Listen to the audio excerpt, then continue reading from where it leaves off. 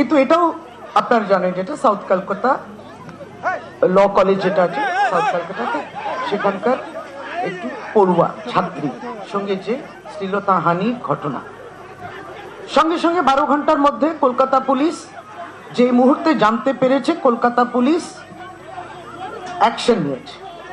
একবারই 3 জন যার বিরুদ্ধে সে মেয়েটির অভিযোগ ছিল ধরে হাজতে রয়েছে তারা। সঙ্গে সঙ্গে কলকাতা পুলিশের এই অ্যাকশনটা হয়েছে।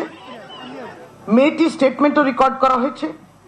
এই 3টি ছেলে যারা ছিলেন তাদেরকে আইডেন্টিফাই তো করেইছে, তুলে নিয়েও আসা হয়েছে, তাদের মোবাইলও সিজ করা হয়েছে। অর্থাৎ সঙ্গে সঙ্গে অ্যাকশন হয়েছে। মেয়ের প্রতি এবং তার পরিবারের সঙ্গে আমরা একেবারেই তার সঙ্গে রয়েছি এবং সত্যি সমবেদনা জানানোর ভাষা থাকে না।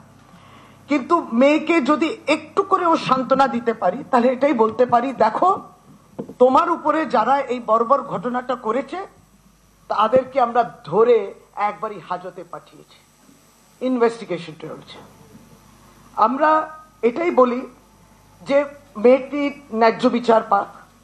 নিশ্চয় তার উপরে যে শারীরিক এবং মানসিক যন্ত্রণা, যেটা ট্রমা হয়েছে, সেটা আমরা পুরোপুরি আমাদের সহানুভূতিও বলবো না, আমরা একজন নাগরিক হিসেবেও, একজন এই সমাজে থাকি, এই দেশে থাকি, আমরা কিন্তু পুরোপুরি তার সঙ্গে রয়েছি। সে বলুক, তার পাশে আমরা রয়েছি। এইটা চলতে পারে না, এটা হতে পারে না।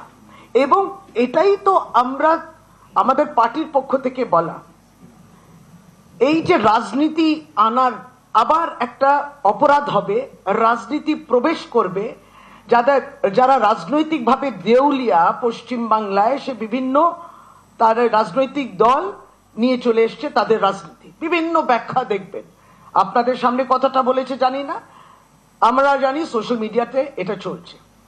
আসুন না, আলোচনাটা এইভাবেই হোক যে অপরাজিতা বিল, যেটা আমাদের বিধানসভা, পবিত্র বিধানসভায় পাশ হয়ে গেছে 10 মাস আগে সর্বসম্মতভাবে, মেয়েদের পক্ষে বিল, অপরাধ হলে কঠিন শাস্তি, মৃত্যুদণ্ড হতে পারে। কে আটকে রেখেছে? বিধানসভা পাশ হওয়া সর্বসম্মতভাবে, এখানকার বিধায়করা যারা মানুষ দ্বারা নির্বাচিত, এটা মানুষের কথা, তাদের দাবি অপরাজিতা বিল আইন হোক। কেন বিল হিসেবে রয়েছে? কারণ ভারতীয় জনতা পার্টি আটকে রেখেছে। রাজনীতি করতে চাই না। এখানে যদি ন্যায্য দাবি থাকে, সে রাস্তায় ওই বাঁদরামো আপনারা করবেন না, আপনারা এই বিলের সমর্থন করুন। এই বিলটা সমর্থন করে প্রেসিডেন্ট, সম্মানীয় রাষ্ট্রপতিকে বলে, কারণ এখানে পলিটিক্যাল ইঙ্গিত দেওয়ার চেষ্টা করছেন, আটকে রেখেছেন। এটা তো হতে পারে না যে মহিলার শরীর তো আপনাদের রাজনীতি করার জন্য একটা যুদ্ধক্ষেত্র নয়, মহিলার শরীরকে সম্মান করতে হবে। ফলে আজকে আমরা বলি রাজ্য সরকারের পক্ষ থেকে তৎক্ষণিক আমাদের পুলিশ হোম, যার আন্ডারে আসে, হোম অ্যাফেয়ার্স ডিপার্টমেন্টের আন্ডারে আসে, এবং এই কলকাতা পুলিশ ইতিমধ্যে তাদের টুইট আপনারা দেখেছেন, সমস্তটা আপনাদের সামনে রয়েছে। আমরা এটাই বলি যে বিভিন্ন স্তরেতে আমরা দেখি পশ্চিমবাংলা একমাত্র রাজ্য যে অপরাজিতা বিল করেছে। আমরা যে কোনো বললাম যে এই ধরনের ঘটনার তো কোনো তুলনা করা যায় না, যে তোমার রাজ্যে কথা হচ্ছে, আমার রাজ্যে কথা হচ্ছে, এইগুলো নিয়ে কোনো রাজনীতি হয় না। আর যেমনটি বললেন, মেয়ের শরীর নিয়েও রাজনীতি হয় না।